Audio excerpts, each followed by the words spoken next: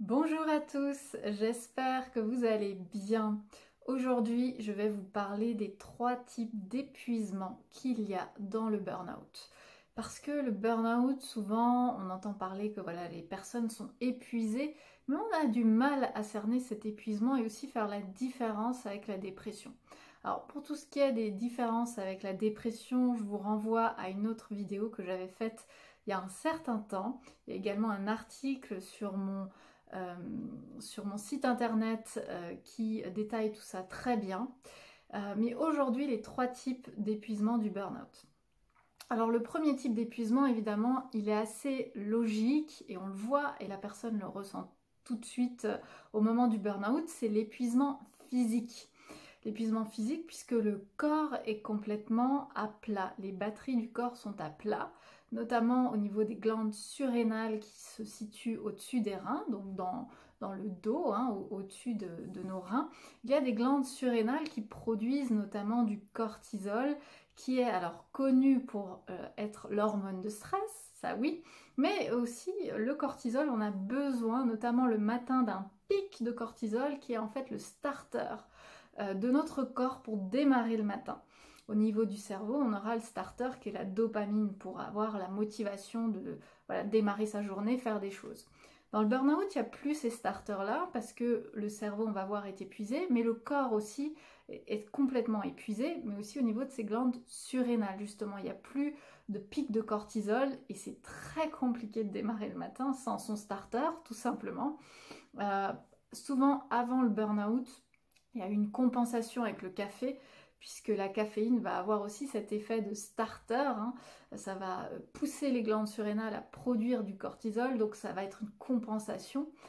Mais au bout d'un moment, quand notre starter, nos glandes surrénales sont cassées, en tout cas sont extrêmement épuisées, elles ne vont plus pouvoir produire ce cortisol malgré la caféine.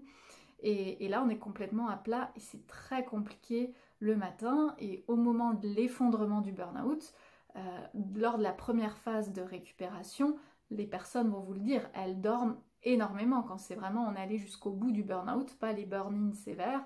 Là aussi, je vous renvoie à une autre vidéo que je mettrai en lien de la description pour les différences burn-in, burn-out. Mais pour vraiment ce qui concerne le burn-out, va y avoir beaucoup de sommeil au début. On dort beaucoup, plus de 10 heures, 12 heures, 14 heures, parfois même 16 heures par jour. Et c'est tout à fait normal parce que les glandes surrénales sont à plat, le corps est à plat, on est en carencé de beaucoup de choses, on n'a plus de réserve d'énergie et le corps a besoin tout simplement de beaucoup se reposer et de beaucoup dormir et ça peut durer des mois. Donc, épuisement physique assez extrême. Voilà, mais ça, on le voit et la personne le sent, elle peut plus. Il y a des burn-out sévères. Pour vous donner des exemples, des personnes qui font quasiment rien, à part se lever, manger, se brosser les dents et qui ont beaucoup de difficultés, par exemple, à prendre une douche. C'est rester debout trop longtemps. Il y a des burn-out sévères où on passe par la case hôpital, on est hospitalisé parce qu'on ne peut plus s'occuper de soi-même.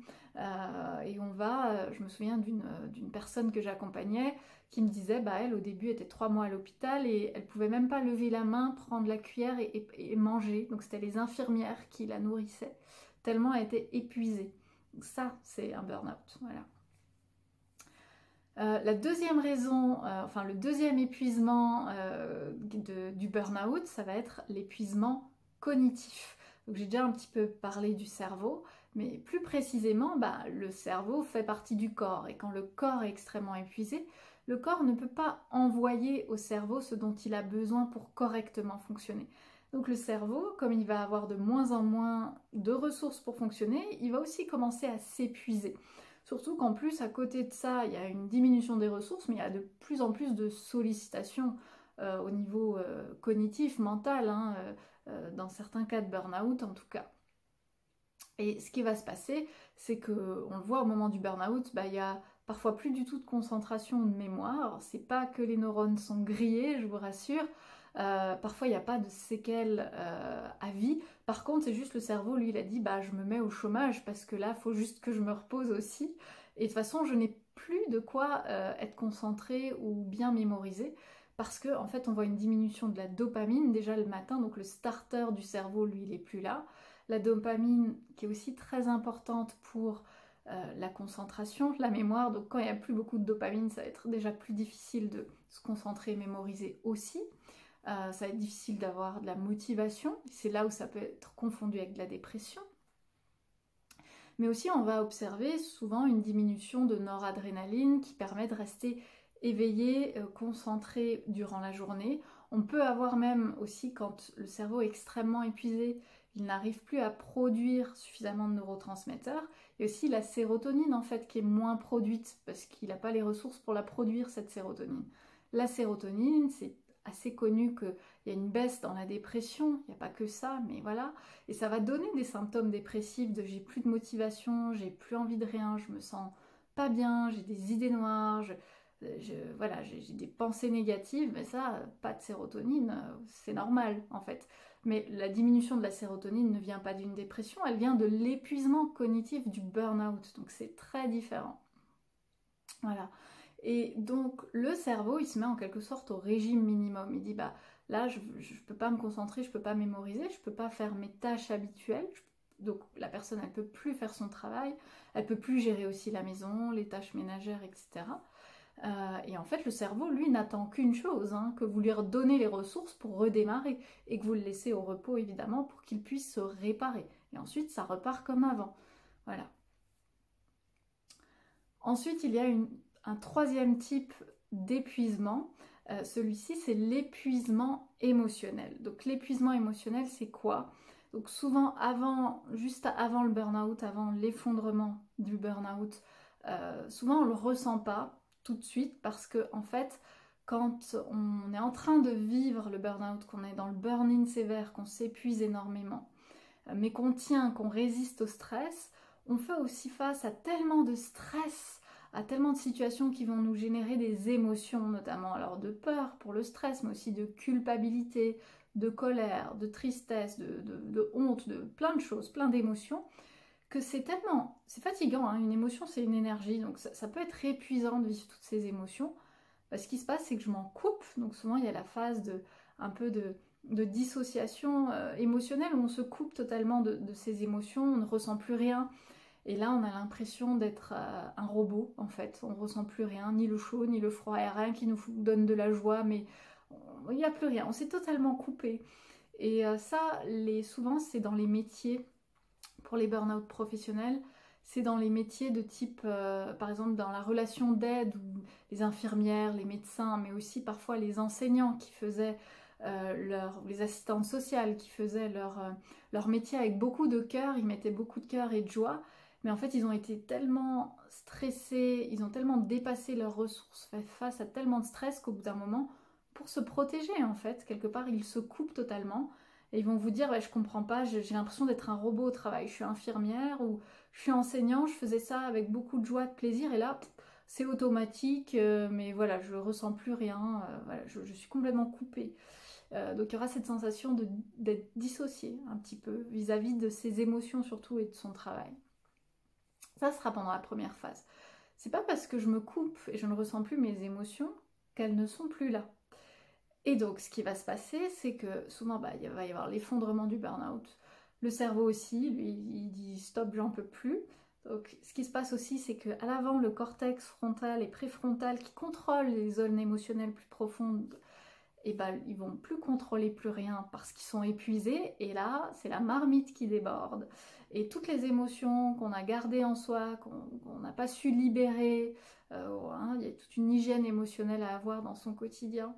Et ben ce qui va se passer c'est que voilà, tout va déborder et vous avez des personnes qui tout d'un coup ne se reconnaissent plus. Elles vont vous dire ben là mon mari ou mon enfant il m'a dit juste ça.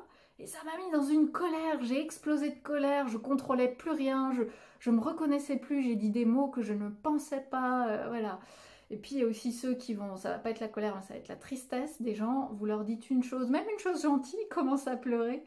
Et ça peut être juste, bah prends soin de toi, et puis pouf, il y a les larmes qui arrivent, et puis on pleure, et on comprend pas pourquoi on continue de pleurer pour si peu. Et en fait, il y a toute la tristesse qui sort, il y a tout le surplus qui sort, quoi. Et donc, c'est une toute petite, comment on appelle ça, comme une stimulation, un déclencheur, en fait, un tout petit déclencheur, mais qui va déclencher toute la marmite émotionnelle qui a accumulé toutes les émotions à l'intérieur de soi, ça explose, en fait.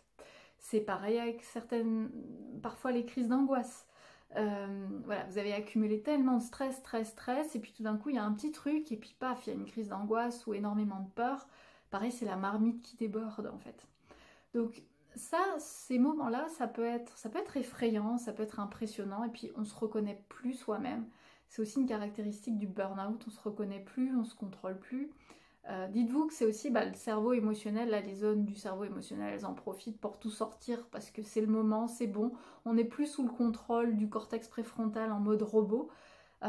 Et ça aussi, sortir tout d'un coup, souvent c'est aussi épuisant. Après ces moments d'être envahi par ces émotions, de vagues émotionnelles, on est aussi parfois épuisé, on a besoin d'encore plus de repos. Voilà, donc ça c'était pour l'épuisement émotionnel.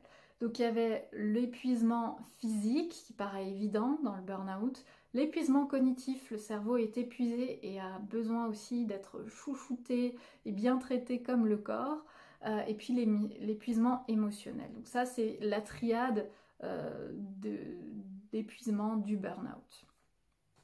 Voilà, donc j'espère que cette vidéo vous aura été utile. Si c'est le cas, je vous invite à mettre un j'aime sous cette vidéo pour me soutenir et voir encore d'autres vidéos de ce type sur cette chaîne, et également à vous abonner à ma chaîne si ce n'est pas encore fait. Voilà, et puis sinon je vous souhaite de prendre bien soin de vous ou peut-être de vos proches, car si vous regardez cette vidéo, c'est que le burn-out vous touche de près ou de loin, donc voilà. Mettez-y beaucoup de douceur, de patience et de bienveillance. À très bientôt!